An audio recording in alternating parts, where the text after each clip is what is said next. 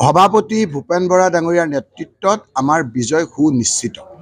কংগ্ৰেছৰ দুৰ্গ ৰাণা গোস্বামীদেৱ এতিয়া বিজেপিলৈ গমনে কিবা ইয়াত ক্ষতি হ'ব বুলি আপোনালোকে ভাবে? আপোনালোকে আমাক এই কথাবিলাক সুধি আছে।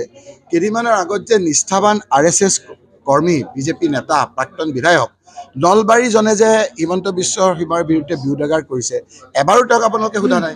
সুধিলেই ক'ব আপুনি কোন চেনেলৰ, মই মালিকৰ লগত কথা পাতিম, কেছ দি দিম, গম পোৱা নাই। আমাৰতো সেইটো সাহস নাই আপোনালোকক কোৱাৰ। এবাৰ কিমানখন আসন আশা কৰিছে অসমত? মই খুব ধৰ্মক বিশ্বাস কৰোঁ। মই কিছুমান কথা ওপৰলা ওপৰত এৰোঁ।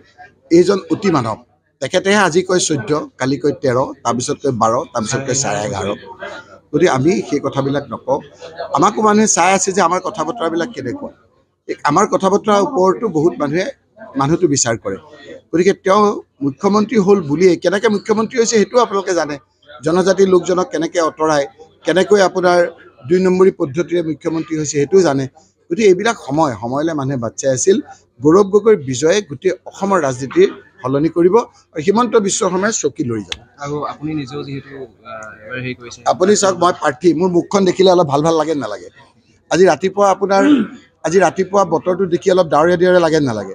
গতিকে মোৰ মুখখন দেখিয়েতো গম পাইছে যে মোৰ ভাল হ'ব, হয় নহয়? হিমন্ত বিশ্ব শৰ্মা ডাঙৰীয়াৰ প্ৰতি অনাস্থা দিবৰ কাৰণেই ধুবুৰীবাসী ৰাইজে হিমন্ত বিশ্ব শৰ্মাৰ ৰাজনৈতিক বন্ধু বদৰুদ্দিন আজমল ডাঙৰীয়াক প্ৰত্যাখ্যান কৰিব, সেই কথাটো স্পষ্ট। সভাপতি ভূপেন বৰা ডাঙৰীয়াৰ নেতৃত্বত আমাৰ বিজয় সুনিশ্চিত। কংগ্ৰেছৰ দুৰ্গ ৰাণা গোস্বামীদেৱ এতিয়া বিজেপিলৈ গমনে কিবা ইয়াত ক্ষতি হ'ব বুলি আপোনালোকে ভাবে? আপোনালোকে আমাক এই কথাবিলাক সুধি আছে। কেইদিনমানৰ আগত যে নিষ্ঠাবান RSS কৰ্মী বিজেপি নেতা প্ৰাক্তন বিধায়ক নলবাৰীজনে যে হিমন্ত বিশ্ব শৰ্মাৰ বিৰুদ্ধে বিৰোধাগাৰ কৰিছে, এবাৰো তেওঁক আপোনালোকে সোধা নাই। সুধিলেই ক'ব আপুনি কোন চেনেলৰ, মই মালিকৰ লগত কথা পাতিম, কেছ দি দিম, গম পোৱা নাই। আমাৰতো সেইটো সাহস নাই আপোনালোকক কোৱাৰ। এবাৰ কিমানখন আসন আশা কৰিছে অসমত? মই খুব ধৰ্মক বিশ্বাস কৰোঁ।